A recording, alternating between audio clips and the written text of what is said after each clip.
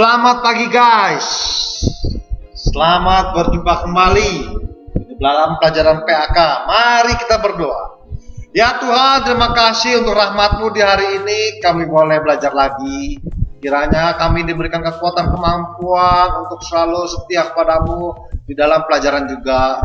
Dan ajarilah kami untuk melakukan yang terbaik. Dalam nama Tuhan Yesus kami berdoa. Amin. Hari ini pelajaran adalah mengenai Roh Kudus memperlengkapi dan mempersekutukan. Apa sih, gimana sih? Nah, kan ada tanda tanya ya. Yuk kita bahas satu persatu. Roh Kudus memperlengkapi terlebih dahulu. Roh Kudus memperlengkapi artinya apa? Pertama, memberi kuasa. Kepada siapa, guys? Kepada anak Tuhan pastinya ya. Ya enggak? Nggak mungkin kalau bukan anak Tuhan ya. Tertulis dalam Yohanes 1 ayat 12 bahwa anak-anak Tuhan akan diberi kuasa. Ya enggak? Kuasanya untuk apa nih? Ayo, untuk apa? Untuk hebat-hebatan, untuk tetang-petenteng, untuk apa lagi? Untuk jati diri. Oh, ternyata bukan ya. Apa maksudnya? Agar dapat bersaksi tentang Yesus Kristus kepada orang lain ya. Tertulis dalam Kisah Para Rasul 1 ayat 8. Apa maksudnya? Kita akan menjadi saksi di Yerusalem terus sampai ke ujung dunia, bersaksi, bercerita tentang Yesus Kristus, bukan berbicara tentang saya. Bisa jadi berbicara tentang saya, tapi oleh karena Tuhan memakai saya, oleh kebaikan Tuhan memakai kita sebagai salur berkatnya, menjadi alatnya untuk kemuliaan nama Tuhan ya. Untuk apa lagi nih selain itu? Adalah untuk melakukan mukjizat. Mukjizat bisa nggak kita? Oh bisa. Tidak peduli siapa engkau, yang penting engkau adalah anak Tuhan. Tidak peduli engkau jabatan apapun juga statusmu, yang penting engkau anak Tuhan. Anak Tuhan pasti anak yang baik, suci, rajin, sopan ya. Oke, Roh Kudus memperlengkapi. Yang kedua adalah memberi karunia. Karunia. Wah, kalau udah kata karunia asik banget ya. Karunia berasal dari diambil dari kata Yunani yang itu karisma. Artinya apa? Karunia roh. Tercatat, saya ambil aja contoh satu nas Alkitabnya, yaitu 1 Korintus 12 dan 14. Di situ tercatat berbagai banyak jenis karunia. Karunia ini apa sih maksudnya? Karunia merupakan kebaikan Allah kepada orang percaya, agar mereka dapat menunaikan panggilan dengan baik. Ya enggak? Banyak tugas panggilan kita ya. Tapi tugas panggilan itu tidak memberatkan kita, malah membuat kita senang, bahagia. Kenapa? Karena Tuhan menyertai kita untuk bisa dapat menuntaskannya, menyelesaikan panggilannya. Gak mungkin kalau gak selesai. Karena Tuhan beserta kita, karena Tuhan memimpin kita ya. Itu oke? Paham anak-anak? Karunia ini tidak diberikan pada siapapun aja, nggak bebas-bebasnya, tidak. Pasti ke anak Tuhan, yang Tuhan berencana untuk melakukan suatu karyanya. Oke? Nggak sembarangan ya, nggak ngasal-ngasal aja ya. Kalau ngasal-ngasal sembarangan itu namanya lata, ikut-ikutan. Nah, ya, oke.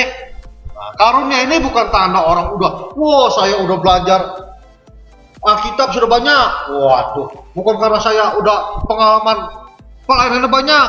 Bukan itu. Itu mah kebaikan Tuhan saja. Kita mah cuma dikasih kesempatan doang ya. Nah, bukan juga karena orang layak lebih rohani. Mentang-mentang dia pendeta pasti banyak karunia. Enggak juga. Saya cuma ada karunia. Siapa bilang?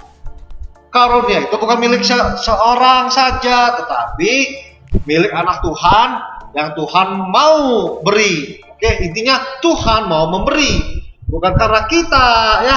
Oke, gitu anak-anaknya. Nah,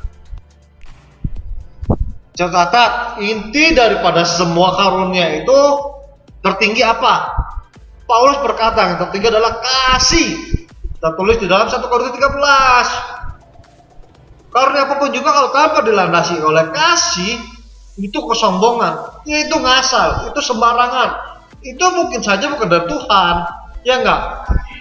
Nah, karunia-karunia yang dilakukan yang semua tadi itu yang Tuhan kasih pasti ada syaratnya juga. Dilakukan dalam kekudusan. Orang itu harus kudus, harus bersih, dan untuk penghormatan kepada Tuhan, bukan penghormatan kepada diri sendiri. Paham anak-anak? Ya, itu jangan sampai salah paham ya. Wah, saya emang nggak bisa karunia ini. Jangan berkecil hati. Banyak karunia yang Tuhan berikan, berbagai banyak sekali. Oke? Kita lanjut ya. Yang kedua, Roh Kudus mempersekutukan. Nih, waktu dalam Jumat pertama, perdana, mereka berkumpul untuk memecahkan roti. Mereka melakukannya dengan penuh sukacita. Dengan cukup, bukan berlebihan ya. Ingat, dengan cukup, bukan mewah-mewah, bukan foya-foya. Dengan penuh kedamaian memecahkan roti dengan penuh kesehatian. Karena mereka ingat bahwa perjamuan itu penting. Karena Yesus melakukannya juga. Perjamuan simbol persekutuan jemaat dengan Kristus sebagai satu tubuh, yaitu Yesus sebagai kepala dan jemaat sebagai anggota tubuh. Paham? Oke ya. Kita lanjut. Roh Kudus mempersatukan apa? Agar kita dapat berdoa bersama-sama. Oke lah, kita berdoa sendiri-sendiri gak apa-apa. Tapi ada satu kesempatan, ada berbagai kesempatan, kita juga melakukan berdoa bersama-sama. Berdoa bersama keluarga, berdoa bersama teman-teman di rumah, teman-teman di sekolah, berdoa bersama-sama teman-teman di gereja, berdoa bersama teman-teman percaya, mungkin sebagaimana banyaknya ya. Oke, apa sih maksudnya? Supaya memupuk kebersamaan, kita punya beban sama, kita punya visi misi yang sama. Mari kita berdoa ya. Juga kita berdoa untuk meneguhkan hati teman-teman kita yang sedang goyah, yang sedang bimbang imannya ke sana ke sini karena banyak pendengar-pendengar, pengajar-pengajar yang membingungkan. Oke?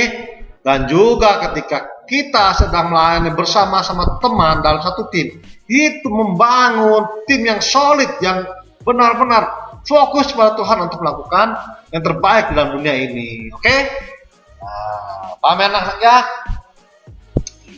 Mempersatukan apa? Supaya kita ikhlas berbagi, peduli sesama dengan pemberian yang ikhlas, bukan paksaan, bukan bohong-bohongan. Di dalam Kisah Para Rasul tercatat kisah Ananias dan Safira, yaitu suami istri yang ikut-ikutan melihat, oh orang-orang sudah berbagi, kok saya belum, merasa belum gimana ya, akhirnya punya niat berbagi, tetapi niat itu tidak tulus, akhirnya membohongi Petrus, yang sama dengan membohongi sebenarnya adalah membohongi Roh Kudus, akhirnya mendapat hukuman mati.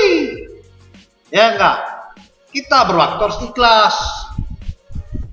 Ya enggak, jangan paksa-paksaan. Oke, paham anak-anak? Ya, tidak ada unsur paksaan. Yang keempat, Roh Kudus mempersatukan apa tujuannya? Menyelesaikan perselisihan.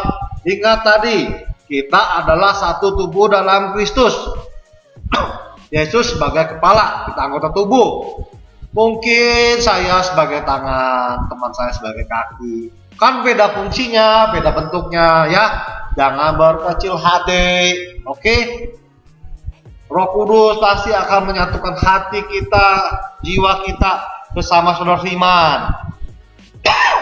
Meskipun mungkin ada silang pendapat, Paulus juga pernah ya berbeda pendapat, tapi itu tidak membuat permusuhan, oke? Semuanya harmonis, semuanya damai, semuanya rukun, sejiwa untuk mengasihi Allah, bukan untuk mengasihi teman-temanku saja, tapi pasti mengasihi Allah dengan bukti nyata kita mengasihi sesama kita, mengasihi saudara-saudara seiman kita. Oke? Paham sampai di sini? Kalau kerja Roh Kudus itu berarti adalah baik, ya. Tidak mungkin ngasal-ngasal, tidak mungkin sembarang-sembarang. Oke, sampai di sini materi hari ini. Kiranya Tuhan memberkati. Kalau ada pertanyaan silakan layangkan, kirimkan ke GC di Jam KBM. Saya selalu standby. Oke, terima kasih. Tuhan Yesus memberkati. Shalom.